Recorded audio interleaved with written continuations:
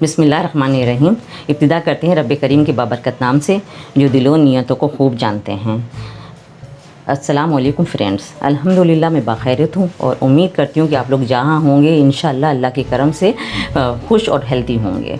मनोसलवा easy and healthy cooking में आज हम एक नई रेसिपी बनाने जा रहे हैं। लेकिन उससे पहले अगर आप लोग नए हैं चैनल पर या आपने अभी तक चैनल को सब्सक्राइब नहीं किया है तो काइंडली आप पहले चैनल को सब्सक्राइब कर लीजिए, साथ ही बेल आइकन पर क्लिक कर लीजिएगा ताकि आने वाली रेसिपीज़ आपको बर वक्त मिलती रहें। अब आते हैं रेसिपी की तरफ। हमारी आज की रेसिपी है सैलिड सैंडविचेस। ये बच्चों के लिए बहुत अच्छी है और साथ ही ये है कि इसमें ये जो हेल्दी है, रिच है। तो हम अपनी रेसिपी शुरू करते हैं। इसके लिए हमें सबसे पहले एक बाउल की ज़रूरत होगी। सबसे पहले हम बाउल में डालेंगे ये बंद गोभी। ये 2 प्याली तकरीबन है। इसके साथ ही हमने ये जो है गाजरें डाल दी हैं इसमें। ये दरमियानी साइज़ की एक गाजर है।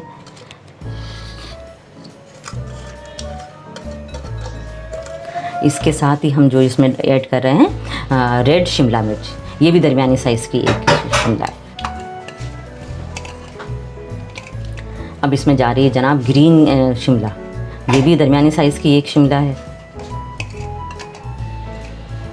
और साथ ही हम जो है एक दरमियानी साइज़ की प्याज जो है ना वो चॉप करके वो डालना है इसमें। ये लेकिन अगर इनमें से कोई सब्ज़ी आपके पास अवेलेबल ना हो या कोई दूसरी हो जो आपके बच्चे शौक़ से खाते हैं तो आप वो उसे इसमें शामिल कर सकते हैं। ये हमने लिया है मायोनीज़ 1 कप।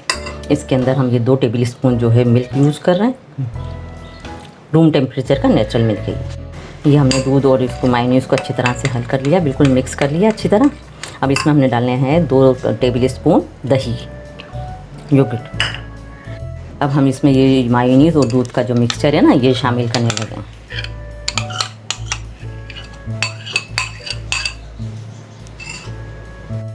इसके साथ ही हम इसमें ऐड कर रहे हैं ब्राउन शुगर, ये 1 टेबल स्पून है।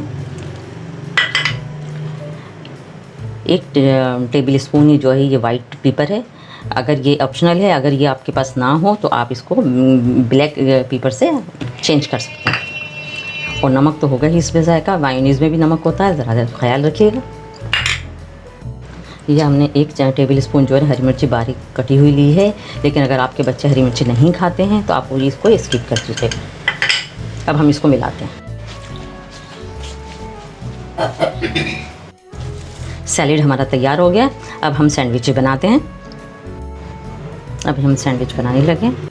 हमारे सैंडविचेस जो है बिल्कुल रेडी हो गए हैं। ये इसकी फाइनल लुक है। अच्छा, बचने वाला जो सैलेड है इसको आप सलाद के तौर पर इस्तेमाल कर सकते हैं। ये रिच और हेल्दी है, बच्चों को बहुत अट्रैक्ट करता है। तो आप ज़रूर ट्राई कीजिएगा और अभी अपना, अपने प्यारों का, अपने चाहने वालों का बहुत ख्याल रखिएगा और साथ ही हमें भी अपनी दुआओं में याद रखिएगा। तो इंशाल्लाह आगे फिर मिलते हैं किसी और रेसिपी के साथ।